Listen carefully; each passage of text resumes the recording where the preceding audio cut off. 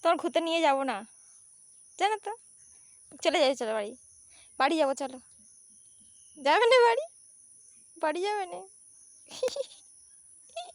ঘুরতে নিয়ে যাবো না বলছি, তাও হাসছো।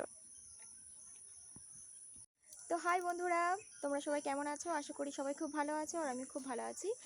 আর আমার এই ব্লগে সবাইকে ওয়েলকাম জানাই। তো তোমরা তো দেখতেই পেলে আমার ছেলের রিয়াকশানটা অনেক কিরম ছিল। ওকে প্রথমে নিয়ে যাব না বলছিলাম ঘুরতে, তারপরে আবার ও হেসে দিল। ও জানে আমি নিয়ে যাব, তবুও মুখটা হাঁড়ি করেছিল।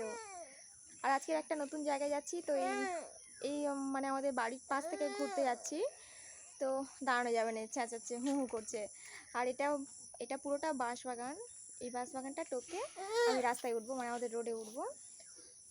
তো আমি এখন মানে আমাদের পাশের এতে ঘুরতে, পাশের পাড়ায় ঘুরতে এসেছি। আর এখানে এসে কত সুন্দর সুপারি গাছের চারা, ডাব গাছের চারা দেখলাম, তো বেশ ভালোই লাগছে। আর এপারে রাস্তাটা কত সুন্দর লাগছে, দেখো কি সুন্দর সবুজ চারিদিকটা। রাস্তার ধারে ধারে কত সুন্দর সুন্দর গাছ। এই যে এটা হচ্ছে আমার বাপের বাড়ির রাস্তার পথ। এটা পুরো গ্রামের ভিতরে চলে গিয়েছে।